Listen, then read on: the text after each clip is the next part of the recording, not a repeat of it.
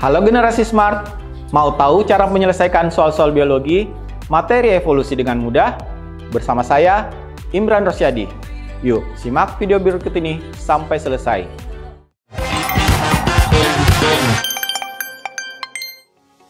Soal nomor 1, diambil dari soal ujian masuk UGM 2019 nomor 73. Petunjuk soal, pilihlah salah satu pernyataan yang menurut kalian paling tepat. Teori evolusi yang dikemukakan Jean-Baptiste Lamarck tidak sesuai dengan perkembangan zaman dan tidak didukung lagi karena pernyataan 1, perubahan ciri atau sifat terjadi melalui mutasi. 2, gen-gen tidak berubah karena aktivitas kehidupan suatu organisme. 3, ciri atau sifat organisme diwariskan melalui gen-gen.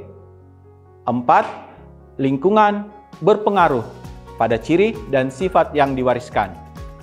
Generasi smart, jika menemukan soal seperti ini, cara menjawabnya adalah secara mudah memahami teori J.B. Lamarck adalah organ yang digunakan berkembang dan tidak digunakan menyusut. Sehingga dengan mudah dipahami adalah adanya hasil adaptasi organ yang diwariskan. Sehingga lebih singkat jika dipahami bahwa teori J.B. Lamarck adalah pewarisan sifat. Nah, pernyataan 1 memuat mutasi. Ini salah. Pernyataan 2 dan 3 membahas gen-gen. Ini juga salah. Pernyataan 4 tersirat adanya pengaruh lingkungan atau adaptasi yang diwariskan. Nah, ini yang benar. Jadi kunci jawaban untuk soal pertama yaitu pernyataan keempat.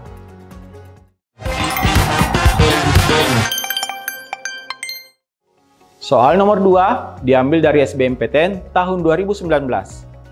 Dalam suatu populasi yang besar, terdapat laki-laki penderita buta warna sebanyak 7%. Persentase wanita karir dan wanita buta warna adalah A. 93% dan 7%, B. 13% dan 49%, C. 13% dan 0,49%, D. 0,13%, dan 0,049%, E 0,93% dan 0,49%. Baik generasi smart, jika menemukan soal perhitungan seperti ini, cara menjawabnya adalah diketahui buta warna terpaut pada kromosom X bersifat resesif, sehingga mudah diketahui bahwa XCBY sama dengan 7%, berarti diketahui XCB adalah 0,07.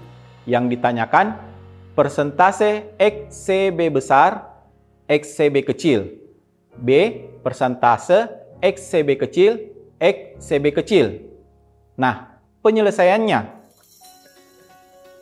XCB besar sama dengan 1 dikurang XCB kecil. Atau 1 kurang 0,07 sehingga didapat 0,93. Jadi, XCB kecil Y sama dengan Q atau 0,07 dan XCB besar Y atau P di sini adalah 0,093. Nah, telah didapat frekuensi genetiknya. Selanjutnya mencari persentase wanita karir dan wanita buta warna. Karena kromosom seks wanita itu adalah XX atau diploid, maka kita cukup memakai persamaan Hardy-Weinberg sebagai berikut. Untuk A, wanita karir, XCB besar, XCB kecil, atau 2PQ. 2 dikali 0,93 dikali 0,07, hasilnya 0,13. Karena yang ditanya persentase, jadi dikalikan 100% sama dengan 13%. B, untuk wanita buta warna, XCB kecil, XCB kecil atau Q2, yaitu 0,07 kali 0,07 sama dengan 0,0049 dikali 100%. Hasilnya 0,49%. Kunci jawabannya adalah C.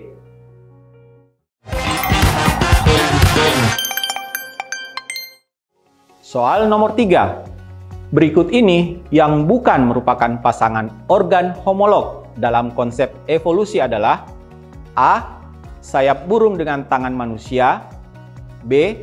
Sayap kelelawar dengan sayap kupu-kupu, C. Tangan manusia dengan sirip ikan paus, D.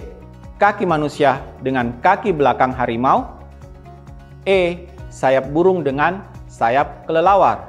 Generasi Smart, jika menemukan soal seperti ini, cara menjawabnya adalah organ homolog adalah organ makhluk hidup dengan garis nenek moyang dan garis evolusi yang sama, namun fungsi yang berbeda.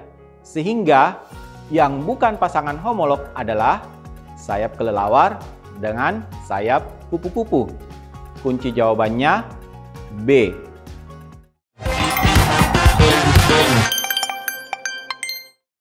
Soal nomor 4. Gambar berikut merupakan jenis-jenis spesiasi dalam evolusi.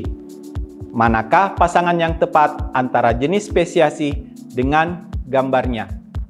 A. 1 simpatrik, 2 peripatrik, 3 parapatrik, 4 allopatrik. B. 1 allopatrik, 2 parapatrik, 3 peripatrik, 4 simpatrik. C. 1 peripatrik, 2 allopatrik, 3 simpatrik, 4 parapatrik. Atau D. 1 parapatrik, 2 peripatrik, 3 simpatrik, 4 allopatrik. Ataukah E. 1 allopatrik, 2 peripatrik, 3 parapatrik, 4 simpatrik. Nah, generasi Smart, jika menemukan soal seperti ini, cara menjawabnya adalah allopatrik adanya pembatas pemisah dari suatu populasi satu sehingga menyebabkan ada perbedaan spesies yang sama dari populasi tersebut. Ini diwakili oleh gambar 1. Peripatrik ada spesies yang keluar dari populasinya dan nantinya menjadi spesies baru, terwakili oleh gambar 2. Parapatrik ada spesies yang berkumpul dalam suatu populasi dan kelamaan menjadi spesies baru. Ini diwakili oleh gambar 3. Simpatrik, dalam suatu populasi ada sebagian spesies yang mengalami perubahan DNA dan membentuk populasi spesies yang baru, terwakili oleh gambar 4. Jadi, kunci jawabannya E.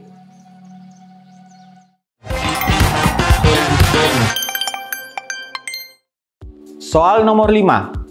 Salah satu komponen dari teori adaptasi adalah habitat tracking, yang artinya adalah A. Penyesuaian terhadap habitat, B.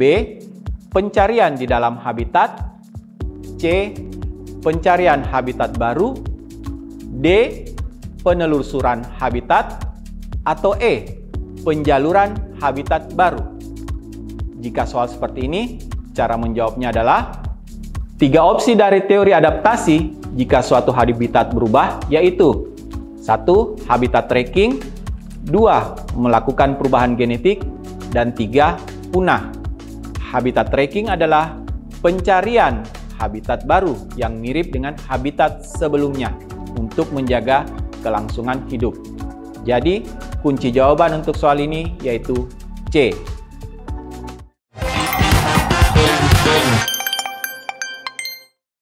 Semoga membantu ya generasi Smart. Sampai jumpa pada pembahasan soal berikutnya. Salam Smart School, generasi Smart berkarakter cerdas.